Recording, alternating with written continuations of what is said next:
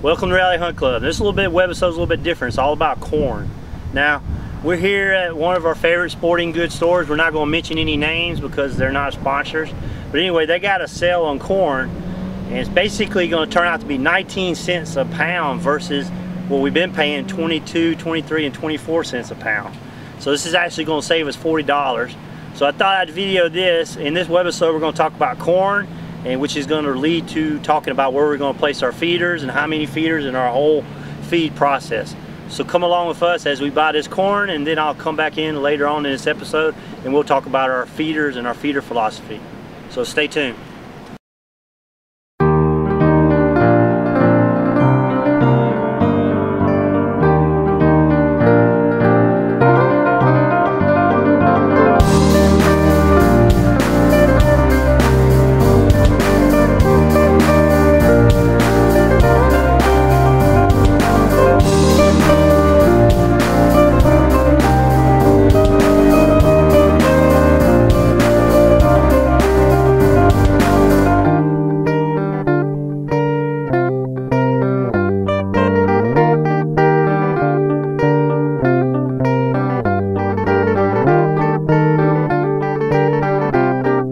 So we thought it was going to be $7.50 a bag. We get up there, it's $6.99. Too bad we only get 20 bags. So I'd take some pallets. I got two of my great helpers tonight, Tad Givens and Lindsay Givens. Tad and Lindsay can run the camera. That ought to be interesting.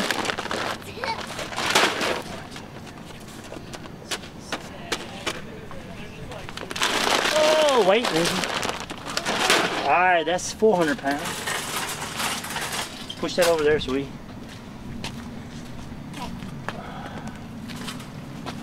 Just as long as we don't bust them springs on the truck.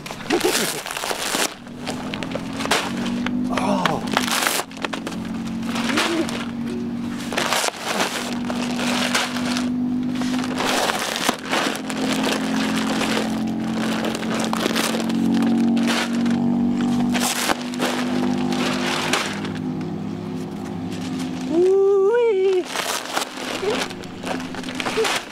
Wow. Stay tuned. We'll go over the feeders and our feeder philosophy right after I get through loading this corn up.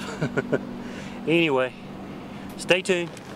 Alright, what you see now is Chuck Campbell's latest idea, which was a great idea. He actually bought a grain wagon, and we're calling the grain wagon Gold Rush. You're going to see it in just a minute. So, as you can see, he's pulling it down the road. The thing's fun to pull. This is the best thing about it. You're listening to see it. It's a grain wagon. Supposedly it'll hold about 130, 140 bushels of corn. So check this out. Chuck's always got to one up me. And that's gold corn right there. That's instant food plot.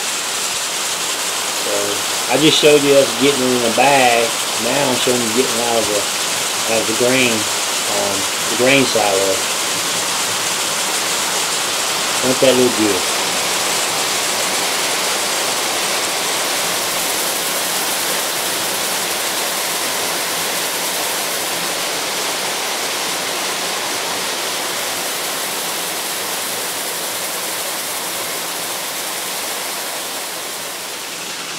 That also symbolizes a lot of work, whether we're putting it in feeders, or whether we're putting it on the ground, or whether we're going to bag it. But it's definitely cheap. He's going the wrong way.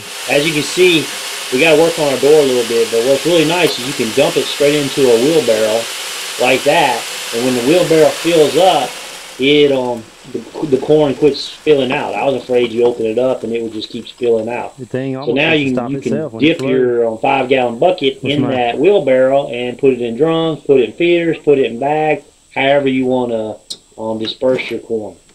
And we fixed that door and it now works the two really previous clips you saw me and my kids buying corn at a local sporting goods store where they had $6.99 for a 50-pound bag, and you saw us buy 20 bags.